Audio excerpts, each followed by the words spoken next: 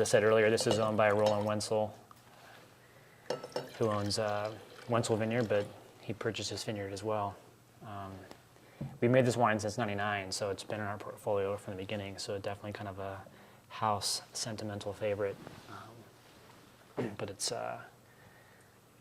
as I mentioned earlier, we're talking about the Baker Vineyard. It's in Ukiah, and it's actually Talmadge, and it's, again, about 2,000 feet up. Different soil types, upland soils, it's kind of gravelly loam, but there's also an amazing amount of like fractured quartz in the vineyard. So it's proven to be, as the vines are getting older, to continue to be a consistent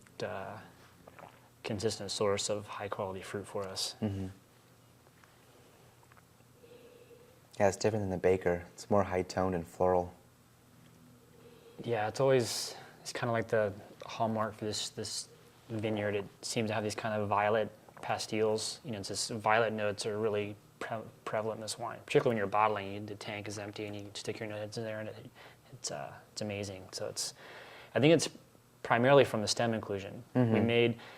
When I said we used stems the whole time, '99 was the first vintage we made. I didn't use any stems in the fermentation. And while the wine was interesting, it kind of made just an interesting kind of minerally type of Syrah. It really didn't add this kind of high tone and floral note that you get out of the wine. And as I said, the stem inclusion in all the different vineyards seems to speak differently from depending upon what it's grown in.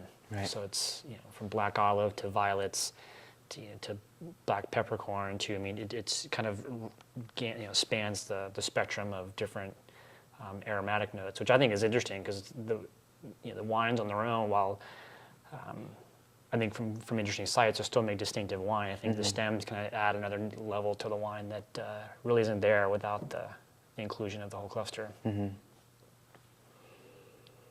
I'm thinking 07, again, as I was saying earlier, it kind of changed the style of the Syrahs as well.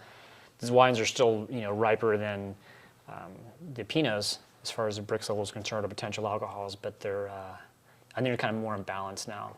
Mm-hmm. This isn't quite as low as the Baker at 13.5, but this is about 14%. So it's ripe enough, still speaks to Syrah, but I think part of the concern I was having before is just the wines being hot, perceived as hot. Yeah. It's one thing to kind of taste them and get a couple sips, but then sitting down with a bottle with your meal can be a challenge, I think, considering also the kind of current state of Syrah out there from wherever you are. Maybe Australian Shiraz to California Syrah. There's this propensity that the wine's going to be big as it is, mm-hmm. and from my standpoint, we get ripe fruit here is just trying to hem it in. And I think stems also, we've talked about it before, it kind of leans the wines out in a good way. I think it sounds kind of counterintuitive to add something to a wine that makes it lean, but I think it's really a palate weight issue for me. I don't want the wines to be big and sappy and kind of overbearing. Right. It's which is again a challenge in California because we get such ripe fruit. Right. So again, trying to find places that we can get ripe flavors at kind of lower Brix or moderate Brix levels, so that our alcohols kind of stay in check. But then also, make the wines again something that is refreshing and not cloying and kind of over the top. So again, I think it's also plays in part with the reduction in oak as well. Right. I think it's been important for me to kind of back off on the new oak percentage on the Syrahs and kind of let the vineyards kind of speak for themselves. Mm-hmm, mm-hmm. Yeah, it's a great minerality, very vibrant on the palate. Mm-hmm.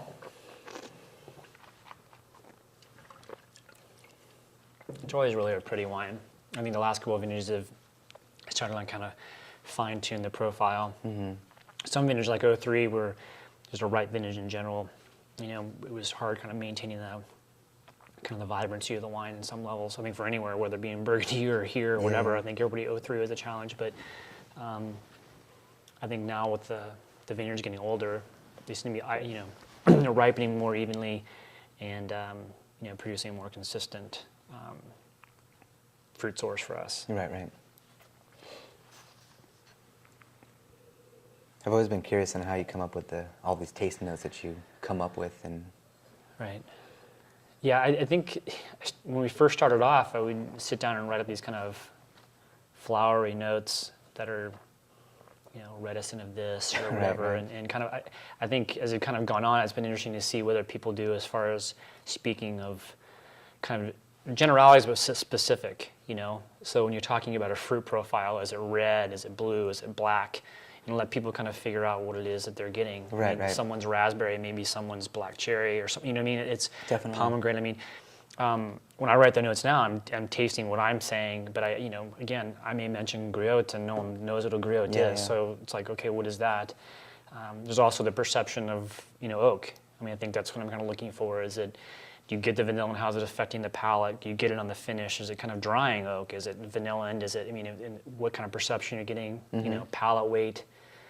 I think those are distinctive things that are bullet points. You can tell whether a wine's kind of light bodied, medium bodied. Yeah. And tannin profile is a perfect example as well. Are they drying tannins? Are they supple?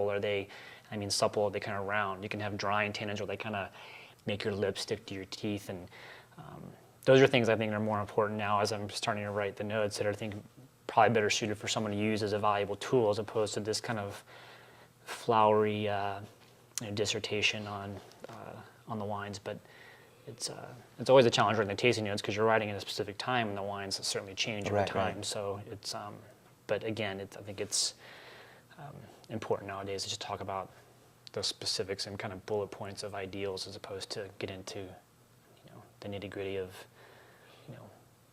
what you taste and what I taste are two different things. But Right. hopefully, you're tasting, like this wine tends to have, whether it be blue flowers. I say violet. Someone may think of it and say, oh, it's blue flowers. So what do you think of when you think of a floral component? Is it lavender or is it violet?